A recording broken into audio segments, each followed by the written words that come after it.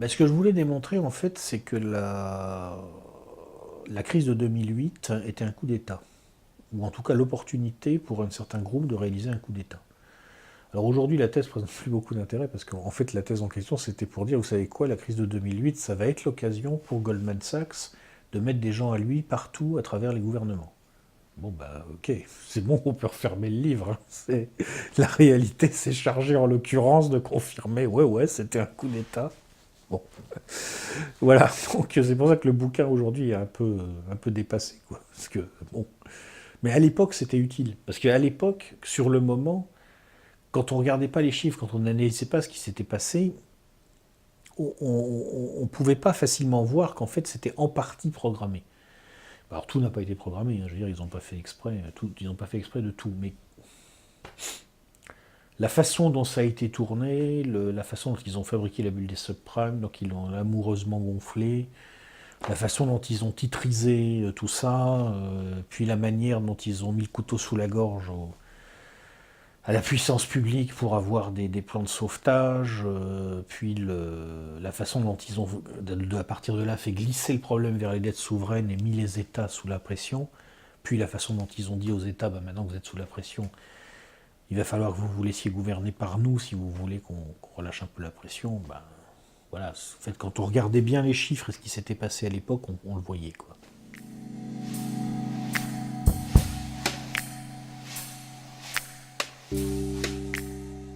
Première raison, c'est tout simplement qu'au départ, ça a été rédigé comme une suite de billets sur un blog.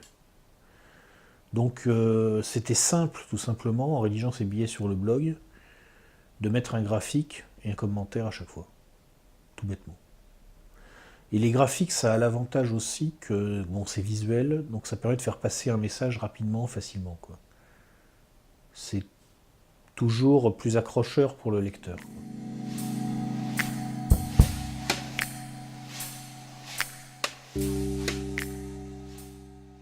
La différence entre l'économie et d'autres domaines, c'est qu'en économie, vous êtes obligé de manipuler les chiffres. Vous ne pouvez pas faire autrement. Ce qui est embêtant parce que le chiffre a une des propriétés hypnotiques désagréables. D'abord, il vous donne l'impression que vous connaissez la réalité. Non, enfin, l'expérience a amplement démontré que les chiffres... bon, une citation qu'on prête à Churchill, je ne sais pas si elle est vraiment de lui, parce qu'on lui en prête tellement, c'est qu'il aurait dit « Je ne fais confiance aux statistiques que si je les ai truquées moi-même ». Donc, c'est possible. Mais là, si c'est le cas, il avait raison. Parce que, bon... Et en même temps, on est obligé. C'est-à-dire qu'on sait que les chiffres sont trompeurs, on sait qu'il faut s'en méfier, mais en même temps, on est obligé, parce qu'on ne peut pas parler de cette question-là sans parler de chiffres. Donc je me suis dit, ben, je vais essayer de regarder les chiffres et de voir ce que je peux en déduire prudemment. Alors on peut quand même réussir à déduire un certain nombre de choses, parce que d'abord vous avez des paradigmes à l'intérieur desquels les chiffres sont vraiment signifiants. C'est-à-dire que, par exemple, une équation qui vous dit que quand le niveau d'endettement dans une économie est égal à 300 fois le PIB, alors que cette économie n'a pas de croissance, c'est une équation qui vous dit que cette dette ne sera pas soutenable. Ça, c'est un fait mathématique. Je veux dire, là, en l'occurrence, on ne peut pas tourner ça. Parce que si vous voulez, vous êtes de toute façon à l'intérieur d'un seul et même paradigme, qui est le paradigme de l'économie financiarisée. Ok, cette dette, elle sera peut-être remboursée un jour, mais si c'est le cas, ça sera dans une monnaie qui aura été énormément dévaluée. Sinon, elle ne sera pas remboursée. C'est évident. Ok. Bon. Donc vous pouvez quand même dire des choses. Et puis vous pouvez aussi utiliser les chiffres dont vous disposez pour, en faisant un peu fonctionner votre intuition, dire bah tiens c'est bizarre. Par exemple, quand vous voyez les taux directeurs de la Fed en 2005, 2004, 2005, 2006, que vous regardez les statistiques d'inflation aux États-Unis à la même époque, et que vous regardez les statistiques d'inflation corrigées, shadow stats, c'est-à-dire celles qui ne sont pas les statistiques officielles, et que les Américains eux-mêmes considèrent comme en fait les bonnes, vous dites, tiens, mais c'est marrant, donc ça veut dire que la Fed, pendant 2-3 ans, a carrément maintenu en fait des taux directeurs qui étaient objectivement négatifs, quoi. Pourquoi? Donc là, vous enclenchez un raisonnement. Voilà. Alors parfois, il faut un peu savoir interpréter les chiffres, mais bon, quand même, vous pouvez enclencher des raisonnements. Donc ça a été fait pour essayer d'enclencher ces raisonnements et pour essayer un petit peu de comprendre un peu mieux ce qui se passait, parce que, comme je vous disais, dans ces francs, par exemple, ou dans De la souveraineté que j'avais écrit juste après, j'avais esquissé des grandes tendances. Mais déjà, 3 ans après, je savais que si les grandes tendances avaient l'air de se vérifier, les détails de ce que j'avais prévu, je m'étais bien gaufré. Hein. Donc je me suis dit, il doit y avoir des raisons pour lesquelles je me suis gaufré. Et donc il faut que je rentre plus en détail, que j'essaye de comprendre un peu comment ça marche au niveau économique, dans les chiffres. Puis c'est un peu ma formation au départ, donc je pouvais y contribuer, quoi.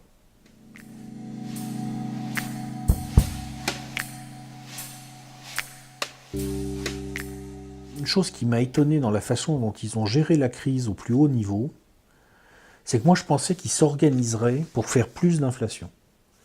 Ils ont choisi de ne pas faire tellement d'inflation, ils sont restés fidèles vraiment à la doctrine de Friedman. C'est-à-dire, en gros, pour vous expliquer rapidement, quand vous êtes comme ça dans une économie qui a de très fortes dettes, bon, en fait, on peut tout à fait sortir de cette situation. Il y a une méthode. Même quand vous avez un total des dettes des acteurs non financiers à 300% du PIB, il vous suffit de faire pendant 10 ans 20% d'inflation annuelle. C'est bon. Au bout de 10 ans, vous avez résolu le problème. Le problème, c'est qu'il faut faire 20% d'inflation annuelle. Bon. Donc, évidemment, qu'est-ce que ça veut dire si vous êtes raisonnable? C'est-à-dire que vous allez accompagner cette inflation sur les salaires et pas sur les revenus fixes. Donc, ça s'appelle l'euthanasie des rentiers. Et moi, je pensais qu'ils le feraient quand même un peu. Et non, ils sont restés fidèles à la doctrine de Friedman, c'est-à-dire qu'ils ont injecté massivement de l'argent en liquidité pour régler les problèmes de solvabilité, mais juste ce qu'il fallait pour rester à peu près sur une inflation à 2%. Ça, c'est le monétarisme, et c'est la logique de Friedman. Alors, ce qui est difficile à faire comprendre aux gens, c'est que quand vous dites il faut que l'inflation soit à 2% par an, ça peut vouloir dire que par moment, vous jetez plein d'argent dans le système, depuis un hélicoptère, comme Bernanke. Parce que c'est le moment où, si vous ne le faisiez pas, vous seriez en déflation. C'est-à-dire que le monétarisme peut ressembler extérieurement, pour quelqu'un qui n'a pas bien compris ce que c'est, au keynésianisme. C'est pour ça qu'il y a certains monétaristes qui se font passer pour des keynésianistes ou des néo-keynésianistes ou des post-keynésianistes. Enfin, je vous passe les détails parce que c'est très compliqué. Moi, je pensais qu'ils iraient quand même un petit peu vers un véritable nouveau keynésianisme, parce que je me disais en gros, ben, s'ils ne le font pas, ça va craquer. Ce que j'avais pas vu venir honnêtement, mais je dois dire que...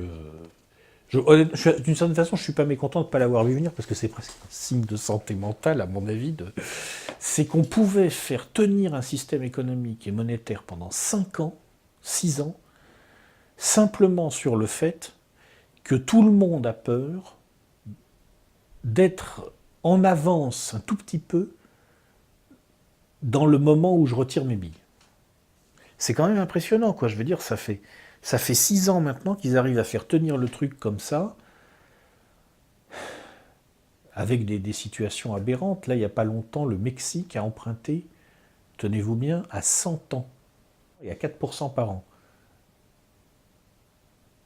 Comment c'est possible? À mon avis, ils vont trouver preneur, parce qu'il y a des règles, je pense que ça doit être la raison, il y a des règles dans les banques pour prendre ça, pour valoriser tout simplement comptablement ces titres. Bon, le Mexique à 100 ans à 4% par an, enfin, c'est une plaisanterie.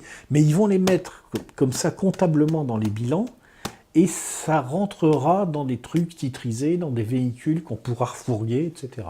C'est-à-dire que le truc tient par son absurdité. Ça, honnêtement, je ne l'avais pas vu venir. Là, je me suis planté. Moi, j'étais convaincu qu'il serait obligé, pas de faire une hyperinflation, mais de faire un peu d'inflation. Faire une stagflation comme dans les années 70. Erreur. Donc au final, je me suis planté sur 2 points. J'ai pas vu venir le rebond du commerce international.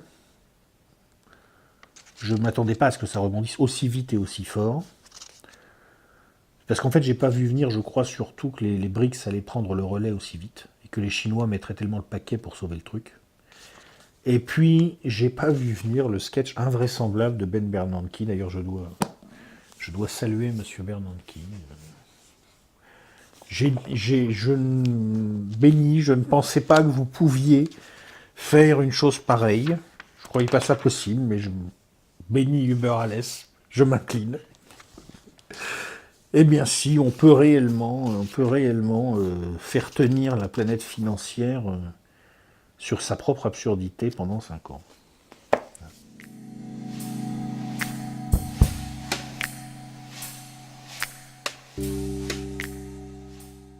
Bon, là, ce que les Européens sont en train de réaliser depuis quelques années, si vous voulez, c'est que décidément, les banques anglo-saxonnes chassent en groupe.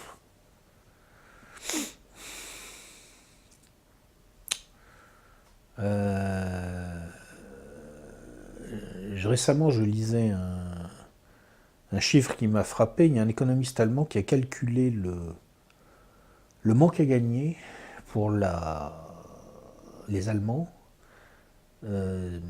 compte tenu de la structure de leur placement et de la masse qu'ils ont à placer, parce que forcément, à force de faire des excédents commerciaux, ils ont des masses énormes, si leurs investissements avaient la même rentabilité que les investissements américains, et il arrive à la conclusion quand même que là maintenant on en est à un peu plus de 400 milliards d'euros cumulés. C'est-à-dire que la finance anglo-saxonne, si vous voulez,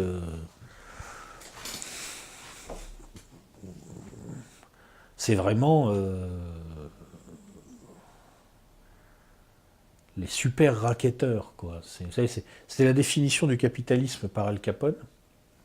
Il disait le capitalisme, c'est le racket légal pratiqué par les gens qui font la loi. C'est exactement comme ça que ça fonctionne en réalité, hein, en tout cas au niveau du capitalisme financier tel qu'il fonctionne à la City of London et à Wall Street. Alors il y a des gens qui disent que la City of London et Wall Street c'est différent. Moi j'ai plutôt tendance à considérer que c'est une espèce de machin qui fonctionne un peu en symbiose, en se tirant dans les pattes à l'intérieur, mais bon. Je pense que c'est cet ensemble, si vous voulez, qui a attaqué l'euro à un moment. Parce que quand l'attaque s'est déclenchée en 2009-2010, d'abord sur l'Irlande, je crois, après le Portugal, après la Grèce, enfin, je ne sais plus dans quel ordre exactement ça s'est fait, c'était coordonné, c'est des choses qui sont faites de façon coordonnée. Ces gens-là se parlent entre eux. Il y a des réunions de coordination entre les grandes banques, en particulier sur le marché des dettes souveraines. Le marché des dettes souveraines est totalement... Officiellement, il est non... Enfin, en Grande-Bretagne, officiellement, c'est dérégulé, tout ça. Mais dérégulé, ça veut juste dire que les grands acteurs se régulent entre eux discrètement. Et puis qu'à partir de là, ils manipulent les marchés. Bon, ça a été fait exprès. Je veux dire, il y a eu un moment, par exemple, ils savaient très bien que la Grèce avait truqué ses comptes pour entrer dans l'euro. Goldman Sachs a aidé la Grèce à truquer ses comptes, donc ils le savaient très bien. À un moment, il y a quelqu'un, je ne sais pas qui, hein, mais il y a forcément quelqu'un à un moment qui a donné le coup de sifflet en disant « Hop les gars, maintenant on y va, on attaque ce qu'ils appelaient les pigs ». Portugal, Irlande, Grèce et Spain. Bon. Déjà, on voit bien la mentalité. C'est les pigs. Non mais...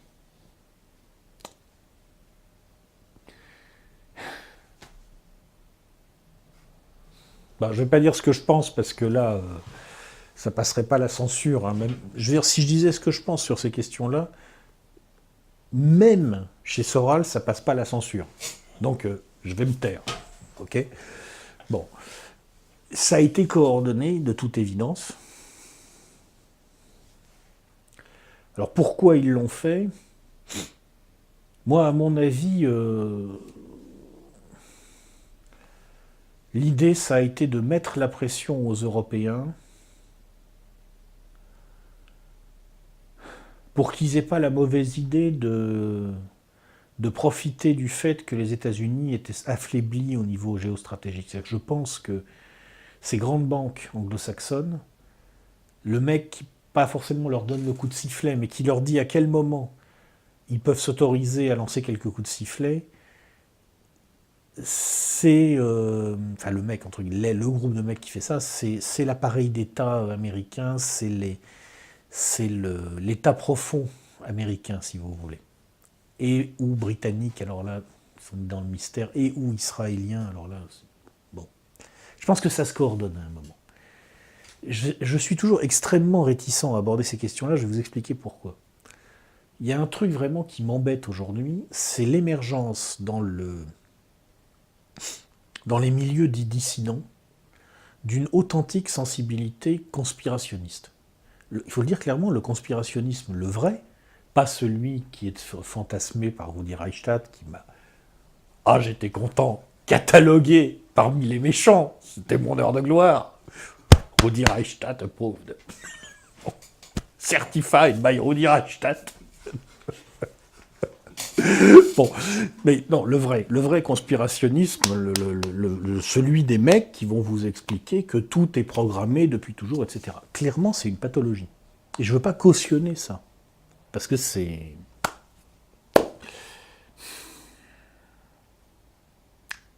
Bon, c'est la connerie, tout simplement.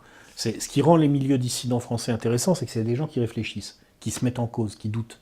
Et quelque part, si on commence à croire que tout est programmé, on arrête de douter. Bon, donc il ne faut pas. Mais en même temps, bon, c'est bien évident, il y a des coordinations, quoi. Ça se voit. C'est pas par hasard qu'en 2008, ça se casse la gueule aux États-Unis, que on n'est pas loin non plus du moment où il s'est passé des choses en Ossétie, que on est à un moment où vraiment la puissance américaine est pas à l'aise. Hein. Bon. Et là, au coup de sifflet, la City of London attaque les points faibles de la zone euro. Bon, je ne sais pas exactement pourquoi, dans quel esprit ils l'ont fait, mais l'esprit général, à mon avis, c'était on va leur mettre la pression, comme ça, on va leur rappeler qui est le patron.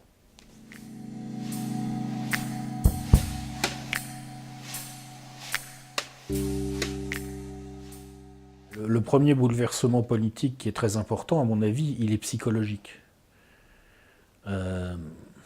Avant 2008, beaucoup de gens, dont moi d'ailleurs, encore un domaine où je me suis planté, pensaient que les États-Unis étaient, alors sur le déclin, ça on le voyait très bien, mais qu'ils étaient encore capables de maintenir leur prédominance globale jusqu'en 2030-2040.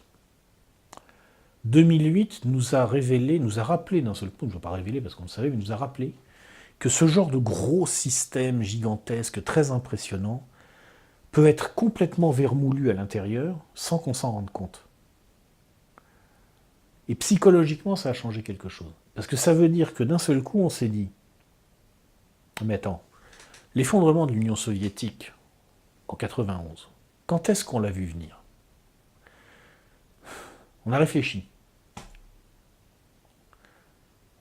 En 80, bon, on savait que ça marchait pas bien leur truc, mais il n'y avait pas grand monde pour penser que ça allait s'écrouler rapidement. Hein. En 85, bon, on commençait à se douter que ça sentait le vermoulu. Mais bon, c'était peut-être encore là pour quelque temps. Le moment où on a commencé vraiment à se dire « Oh là là, ça va se casser la gueule », c'est 87, 88, pas avant. C'est-à-dire qu'entre le moment où on s'est dit « Mais ça va vraiment tomber » et le moment où, poum, c'était par terre, il s'est écoulé 3-4 ans. Le plus stupéfiant, c'est l'Allemagne de l'Est. Parce que l'Allemagne de l'Est, ça c'est une chose que je sais par des gens qui l'ont vécu. Les gens qui étaient à l'intérieur du système l'ont vu tomber. Les deux derniers mois, ils ont compris que ça foutait le camp. 2 mois avant que ça tombe, et ils avaient encore l'impression que attention, c'était méchant et que ça tenait bien. Hein. Donc, quelque part, ce qui s'est passé en 2008 a rappelé à la planète entière que ça peut aller très vite, que ce genre de gros système, ça peut s'écrouler, mais on peut être surpris, quoi. Et psychologiquement, je pense que ça a changé énormément de choses.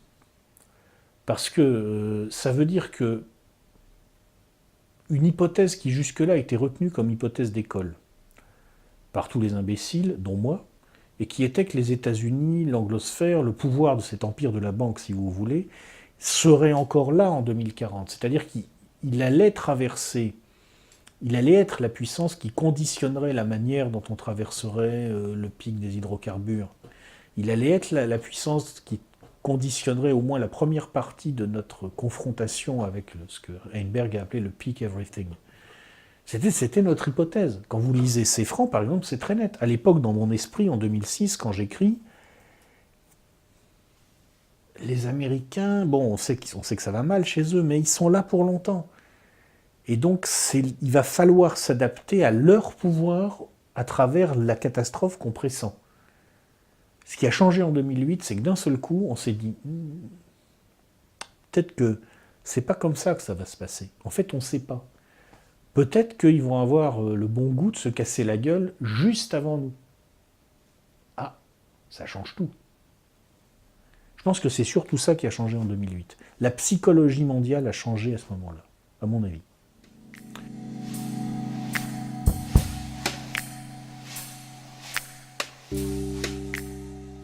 Le propre du système qui s'est mis en place progressivement, si vous voulez, on va dire dans la foulée du triomphe de l'école néoclassique en économie, c'est un système qui ne peut aller que de crise en crise, structurellement.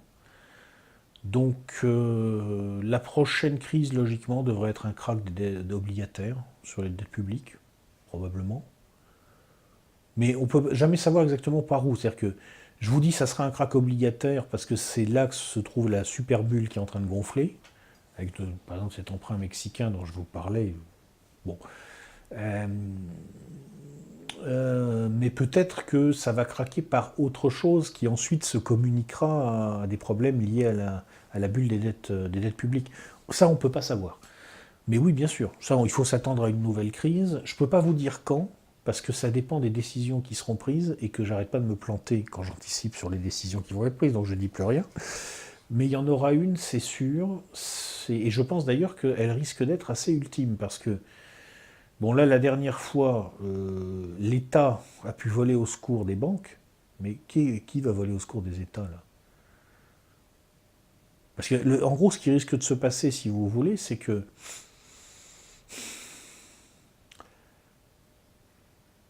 là, pour l'instant, le truc ne tient que parce que des masses de créances irrecouvrables servent à en caler d'autres.